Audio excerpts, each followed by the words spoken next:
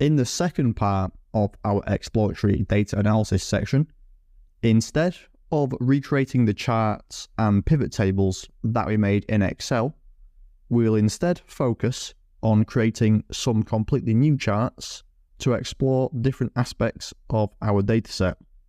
Let's go ahead and get started. Okay, so here I am back inside of our Jupyter Notebook file from the last lecture. Let's start out by creating a heat map so that we can have a look at the correlations between the different numeric columns in our dataset to see what, if any, variables are related to each other. As we looked at in our lecture on matrix plots, to create a heat map, we'll first need to create a correlation matrix which only contains columns with a numeric data type. Let's create a new variable which I'll call numeric columns, and I'll say that this is equal to our data frame, but then I'll exclude the object data type. And we can verify that this has worked by having a look at its contents and its info. To turn this data frame into a suitable format for our heat map, we'll need to turn it into a correlation matrix. And the method to do this, like we looked at before, is the .corr or core method, which is just short for correlation. I'll create a variable called correlation matrix, and then I'll assign our numeric columns variable to this, but with the .core method passed in at the end, which will create us a correlation matrix that we can then visualize with our heat map.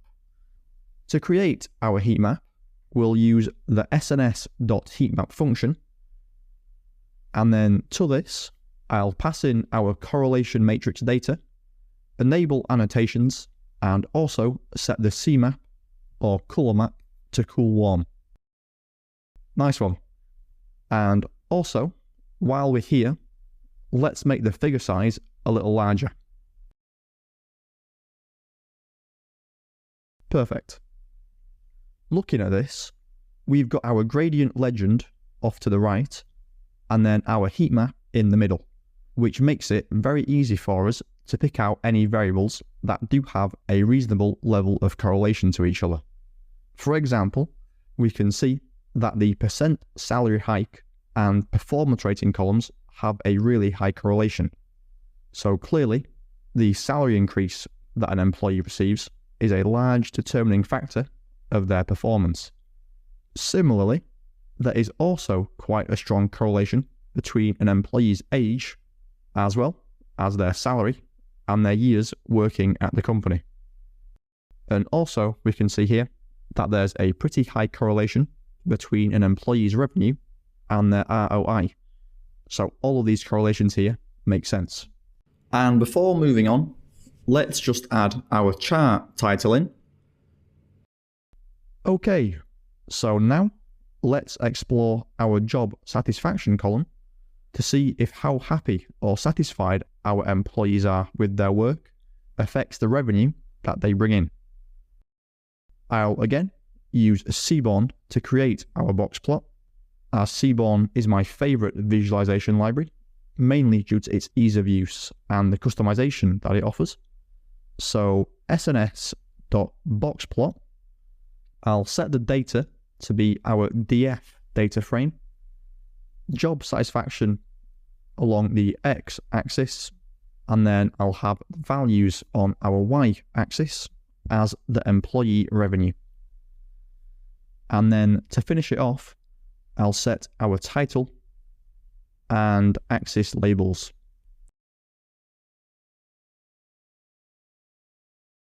I'll also just increase the fig size of this plot a little bit too. Looking at this, each group is pretty similar, so job satisfaction doesn't look to have too much of an effect on how much revenue each employee brings in. However, we can see that satisfied does have the highest upper quartile range. And also, something to note here is that currently our groups are not in the correct order. So we have very satisfied, neutral, satisfied, and finally dissatisfied. It would be a good idea to actually change the order of these so that they're in the correct order, starting at dissatisfied and then finishing at very satisfied. I'll create a new list, which I'll call categories order, and then I'll pass in the categories from this column, but in the order that we want. And with this made, we can actually set the order argument on our plot to use this list. Oops, my mistake here. I actually should have put the categories order before we call our plot.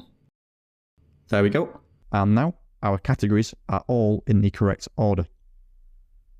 Out of curiosity, I'm going to have a look at the value counts of this column, just to see how many of our employees are currently dissatisfied with their work, as this could increase the risk of employee attrition.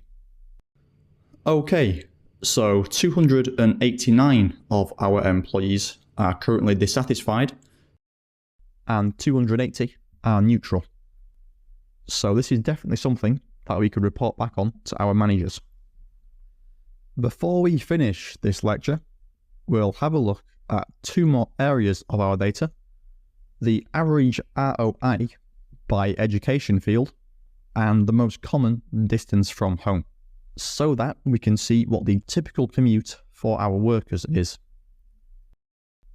Starting with the ROI by education field, the first thing I'm going to do is create a new variable which will group all of the ROI values together by the education field. We could do this with a pivot table, but I'd like to go over and recap some of the other code and ways of doing things that we looked at. I'll say that the average ROI by education is equal to df.groupby, and then our first argument, which is the column that we want to group by, will be the education field, and then after grouping, I'll select the ROI column for each group by using square bracket notation. And then we actually want the average, so let's apply the mean function to the result of this, like so. And finally, we'll need to call the reset index method on this as well, as without it, our education field categories will be the index, as we can see here. And if we did try and plot this, we'd get an error, as it wouldn't be able to find the index. So I'll call reset index on the end of this, and then if we run this code again, we can see that we've now got a numeric index with our education field and ROI data as separate columns. All we have to do now is call the bar plot function on this, specifying our data as the new grouped data frame that we just created, and then our X and Y axes. Okay, nice one. I'll also quickly put in our chart title, as well as increasing the figure size and setting our axis labels. Interestingly, we can see that employees with an education in HR actually have the highest return on investment out of any other education field.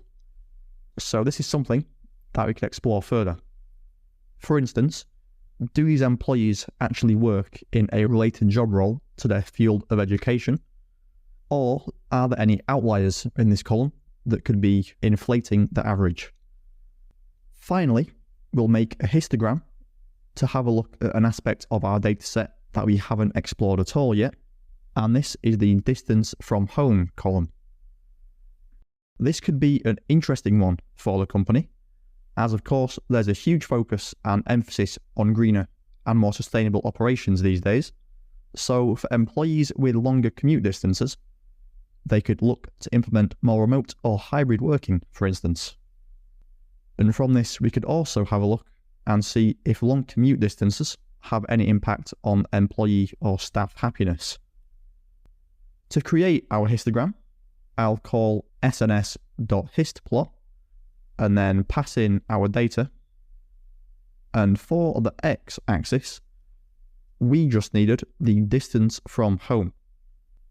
And whilst I'm here, I'll set the colour of our chart to be sky blue, and I'll also add in a black edge colour to add some separation between each of our bins. Clearly, a lot of our workers live very close to the office, with the biggest bin by far having a distance of around 2.5 kilometres, and then the group size falls off as the distance increases. We can see that the number drops off pretty significantly after a distance of around 10 kilometres, from a little over 150 workers to around 50. But we do still have a noticeable number of workers after this point who live further away.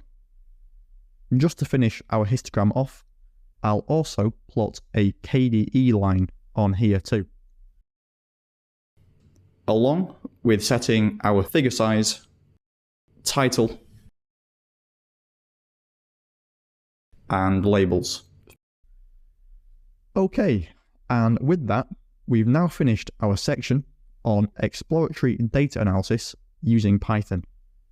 In the last lecture, we recreated the analysis and the visualizations that we made in Excel, and in this lecture, we've been through and created a few more plots to have a look at some other areas of our data. These last two sections were really just to help you see how we can take an analysis that we were already familiar with in Excel and then recreate it in Python, using all of the data analysis libraries, skills, and knowledge that we've learned so far, which I know really helped me when I first started out. So I hope that these sections have been of benefit to you as well.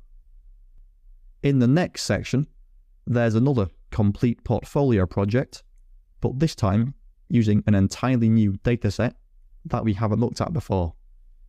You'll have the chance to go through and apply all the skills and knowledge independently, and then of course we'll go through the solutions to the questions in the lecture after. And again, this is another portfolio project that you'll be able to share and showcase to any employers too. If you've got any questions or you're stuck on anything that we've covered so far, then please post them in the Q&A section below and I'll be sure to help you out. Thanks everyone, really good job so far, and I'll see you back in the next section.